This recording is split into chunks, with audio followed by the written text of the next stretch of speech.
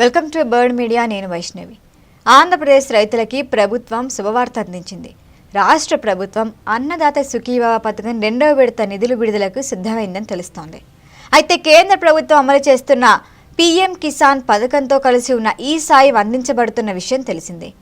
కూటమి ప్రభుత్వం అధికారంలోకి వచ్చిన తర్వాత మొదటి విడత నిధులు ఇప్పటికే రైతుల ఖాతాల్లో జమ చేశారు.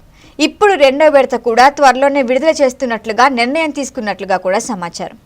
అయితే కేంద్ర ప్రభుత్వం ఈ నెల 19న పీఎం కిసాన్ నిధులను జమ చేస్తున్నట్లు ప్రకటించడంతో అదే రోజున రాష్ట్ర ప్రభుత్వం కూడా తమ వాటాను చేర్చి మొత్తంగా 7,000 రైతుల ఖాతాల్లోకి జమ అయ్యే అవకాశం ఉంది.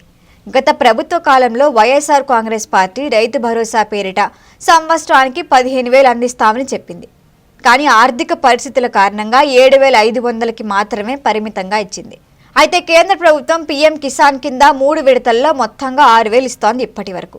దానికి రాష్ట్ర భాగస్వామ్యం కలిపి రైతులకి మొత్తంగా 13,500 అందించేవారు. ఇప్పుడు కొత్త ప్రభుత్వం వచ్చాక రైతుల సాగు ఖర్చులను దృష్టిలో పెట్టుకొని మరింత సాయం అందించాలని నిర్ణయించింది.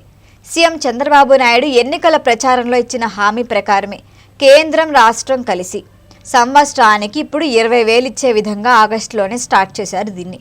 అయితే ఆ సమయంలో కేంద్రం నుంచి 2,000, రాష్ట్రం నుంచి 5,000 ఇవంతా జమ కలిపి మొత్తంగా 7,000 అందించడం జరిగింది.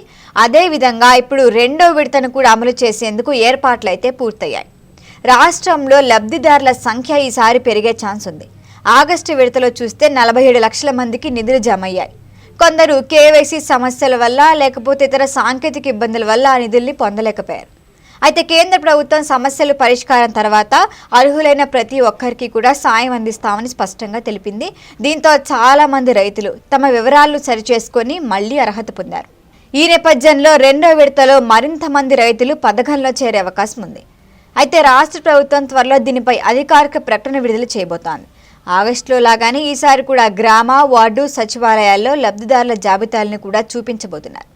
ఎవరైనా వాళ్ళ పేర్లు చేరకపోతే లేకపోతే వివరాల్లో సమస్య ఉంటే గనక దాన్ని సరిచేసుకునే ఛాన్స్ కూడా కల్పిస్తున్నారు. రైతులు తమ సమస్యలు అక్కడే తెలియచేస్తే అవసరమైన మార్పులు కూడా చేయించుకోవచ్చు. మరి ఇప్పుడు ఈ చర్యలతో పథకం మరింత పారదర్శకంగా మారటమే కాకుండా ఎక్కువ మంది అర్హులకు సాయం చేరే అవకాశం ఉంటుంది.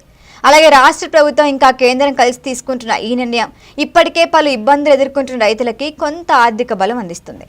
మరి దీనిపైన మరిన్ని అప్డేట్ల కోసం చూస్తూనే ఉండండి బర్డ్ మీడియా.